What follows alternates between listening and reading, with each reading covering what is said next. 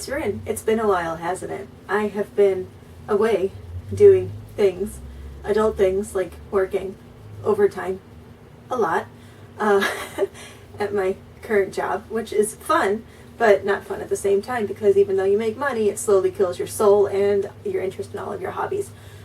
So I've been wanting to kind of get back into doing more visual kei stuff because it is like my number one hobby that I'm most passionate about.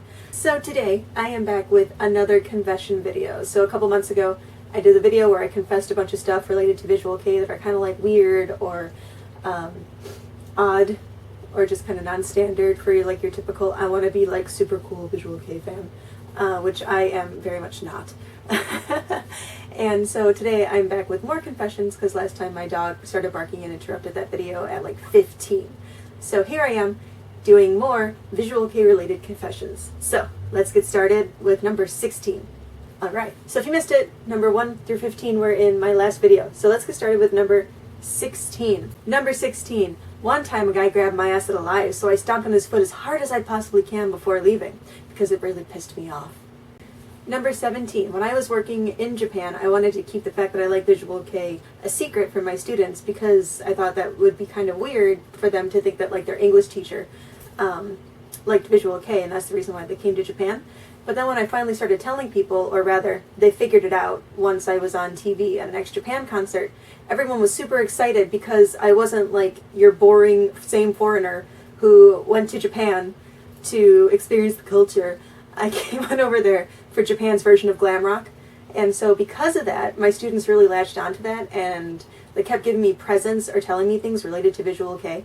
Like everyone had like a bucktick or like a yoshiki story that they wanted to tell me. And when I left, my students just kept giving me like CDs as my gift before leaving, which was really, really cool. And I'm really happy that I actually opened up with them about that because I don't know, I think that they just were excited to not have another foreigner talk about how epic the culture in Japan is. And just having someone who had kind of a different interest in something related to Japan. So that was cool. Number 18. I have noticed that most band men kind of smell the same, like they all use the same cologne, and it kind of weirds me out. Like you can be walking down the street and you can tell who's a band man by the cologne that they wear.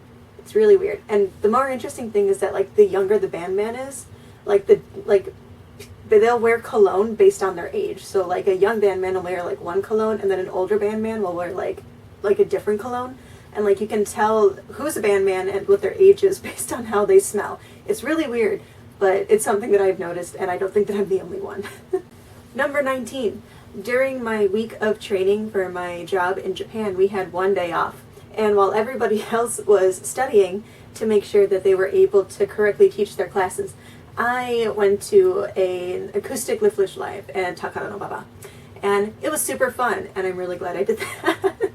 Instead of staying in and studying how to teach English classes, I was like, screw it, I'm back in Japan, I'm gonna go. And it was great, and I did fine on the test anyway, so it's a good time. It's a good time. Oh, that's also the same live that the guy bought me a ticket for from Tinder. So, what can you do? Number 20. To this day, I still don't understand why every time I meet a band man, the only question they ever ask me, or the first question they ever ask me is whether or not I like meat. And I don't get it.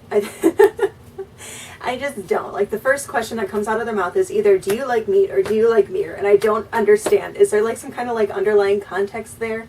Like does meat like a double entendre for something else? I don't know. All I know is that band men always ask me if I like meat, and it's really weird. It's like, if you're asking me why I like meat, are you going to take me to yakiniku? Because I don't want to pay for yakiniku, but if you pay for yakiniku, I'll go. Number 21. One time, I was in Harajuku, and I saw a band man hiding his identity by wearing Lolita. And I'm not going to tell you which band man it is, but you can guess in the comments. I won't tell you if you're right, but I want to see what kind of band man reads as being someone who's going to hide their identity through Lolita. So, let me know who you think it is in the comments. I'm not going to tell you anyway.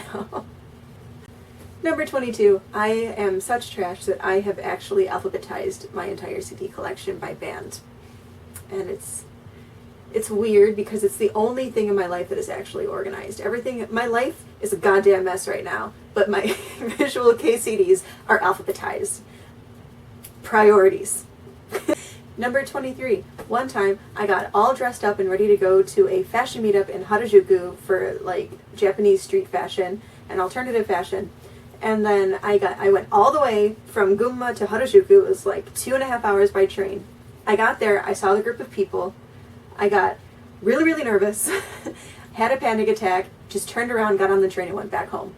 Just wasted a whole day because I was too freaked out to go talk to people. It was great fun. Well done, Ren. Great job. Number 24, the reason why I don't play the number game with tickets isn't really because I don't understand how it works, but it's because when I first started going to lives, I got in the wrong line and a bangya yelled at me for it and like made me feel so bad and showed me my ticket and like forced me to go somewhere else, and it was a bad scenario. So because of that situation, I don't play the number game with tickets, and instead I will just like show up at the venue like 5 minutes before the live starts and just stand anywhere because I was so traumatized that I'm just like, you know what, fuck it, it's not worth it. So then that's why I show up to lives like 5 minutes before the show actually starts, because I don't want to deal with the drama. I'm like, oh, fuck it, I'll stand in the back and be quiet and not do vkei and just be a weirdo. So number 25, if it wasn't for visual kei concerts, I would not have traveled around Japan nearly as much as I did. So like, if I didn't have an excuse of a live to go to, I probably would not have gone to places like Yokohama, or I went to Utsunomiya once, or I even went down to Osaka a couple times. Like, I lived in Osaka first, but like, because I wanted to see certain bands, like, I just decided to pick a live anywhere in the country, and then I can see the city as well as have the excuse of a concert. So it sounds kind of weird because I just could have up and gone anywhere at any point when I was living in Japan, but it was always, I feel like it was more fun to just also have the excuse of a live. So like during the day I could tour around the city and do some fun stuff, and then at night I would have the concert to go to. Number 26, I'm totally unashamed of the fact that I went to Japan basically just for visual kei. Because like a lot of people feel the need to hide the fact that, you know, maybe they're going to Japan for anime, or if they're like me, they're going to Japan for visual kei, or like some kind of pop culture, or like like even counterculture related thing. A lot of people seem to be embarrassed to say that, and they want to say like, I'm in Japan for the culture, which is definitely, like, it's interesting, but it's definitely not the sole reason why I went to Japan. Because although I had a lot of experiences with Japanese culture, especially living in the countryside, people just wanted to throw the culture at me, which was nice. But yeah, definitely the main reason why I went to Japan when I did in my early 20s was because of visual kei, and I knew that I wouldn't be able to see any of these bands like in my own country because it's so hard for Japanese bands to tour, especially in the States, that I just said, fuck it, I'm gonna go to Japan and see all of my favorite bands. And so I never tried to hide the fact that I like visual kei, like from my friends and family. Obviously from my students I did, which was confession like whatever 10 ago. But yeah, definitely when people ask me why I went to Japan, the first thing I say is for visual kei, because I don't want to be a liar. And yeah, I don't want to hide behind the culture excuse, because let me tell you, a lot of people that go to Japan, they say it's for the culture, but they don't give two shits about the culture. So I don't want to be like that.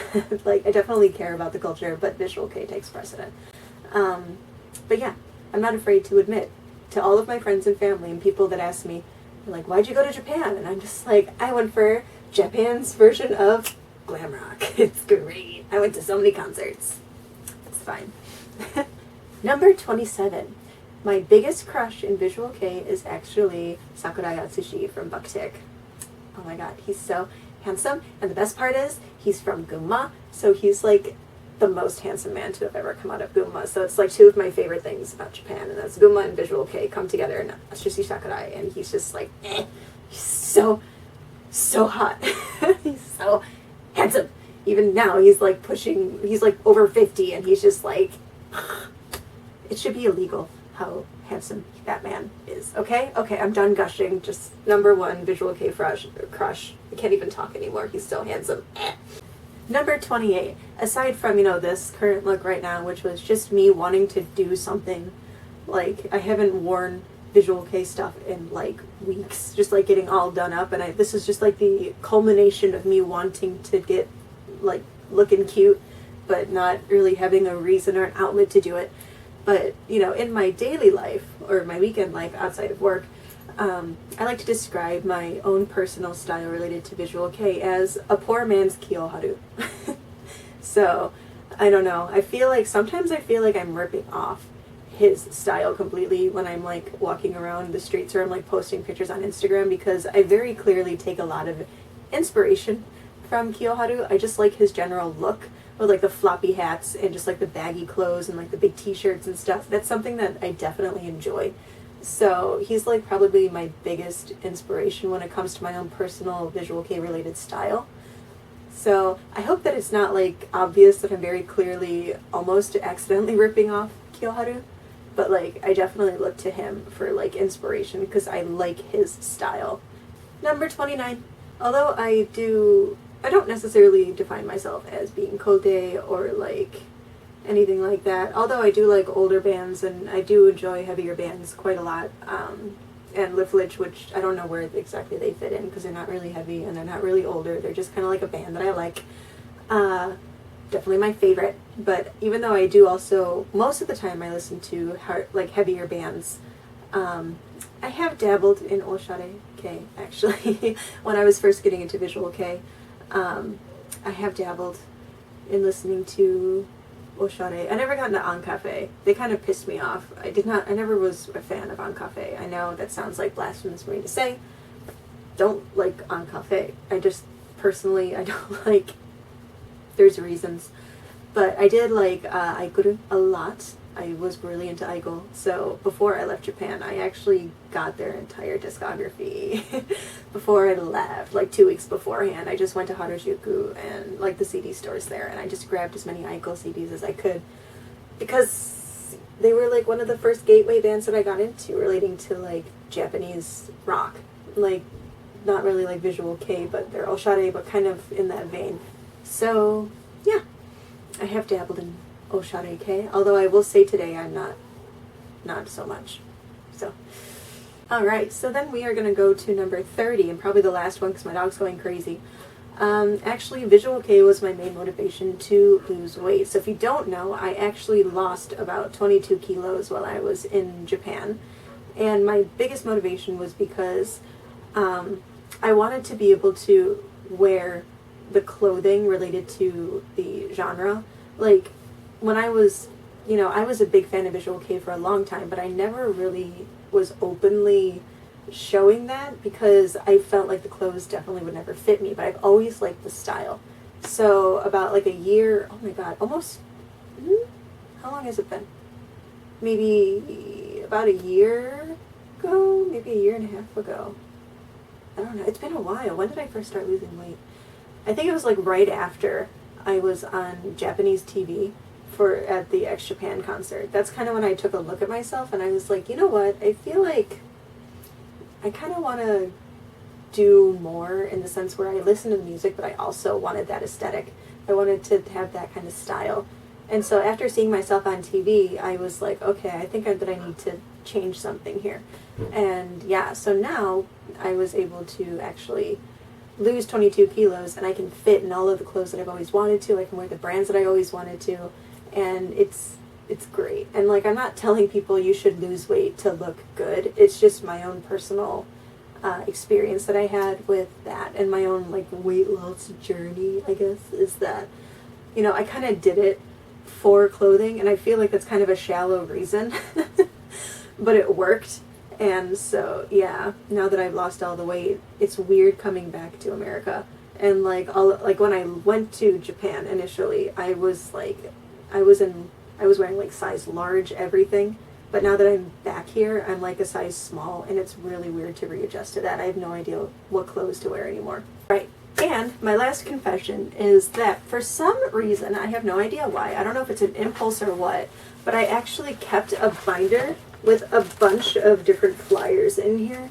And I don't know why I kept all these flyers. Like, they're just paper, but I just have an entire book of flyers And I don't know what I'm gonna do with them. I just thought that it was like really cool just to like have all of these bands. And I have some people, when I tell them about it, they like want to buy the flyers off of me, which I think is kind of weird to like charge people for like printed pieces of paper. But I do think they're cool. Anyway, I have a binder. I have a black binder of flyers, and it's organized by band. And I don't know what I'm gonna do with them, or if I'm gonna do anything with them. But I don't know why I kept them. It was just like a weird impulse. Like when you leave Alive, you get like this little plastic bag with like flyers and stuff in it. I just kept them. But yeah, I mean, they look really, really cool. And some of these are like, I don't know, like these ones I have for Dogma. That was the first like live that I went to for the Gazette, and it was awesome. And I have so many like Gazette related ones. I have like, actually one of these is just like a flyer book that I kept, and it has a bunch of different bands inside of it. I don't know what I'm gonna do with these. Like, they're just cool, man. They're just cool. I just kept them because they're cool. But we'll see what I actually do with them. But yeah, I have a bunch of D ones, and I have a We Are X one. Don't know. I feel like that should be like something that I should keep. I don't know. I don't know, guys. I'm just rambling. But what do I do with flyers? If you guys have any like cool ideas for creative ways to use these flyers, I'd be totally down with it. Like aside from the displaying the ones that feature concerts that I've been to, I can't think of anything like fun to do with these. And I would obviously need more wall space because, like I said, I went to a lot of lives. I can't even count how many lives I went to when I was in Japan. But yeah. Anyway, I have like hundreds of flyers. So if you guys think of any cute ideas that I can do with them, let me know and I can see if I can decorate or anything really. I want to avoid cutting them up because they're cool unless I have like multiples, but anyway. So yeah, those were 16 more confessions of my visual kei related things.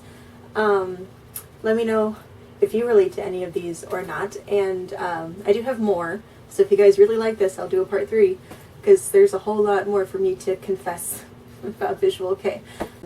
But yeah, let me know what your visual kei confessions are, if you relate to any of my visual kei confessions. And that's all for today. So until next time, bye-bye.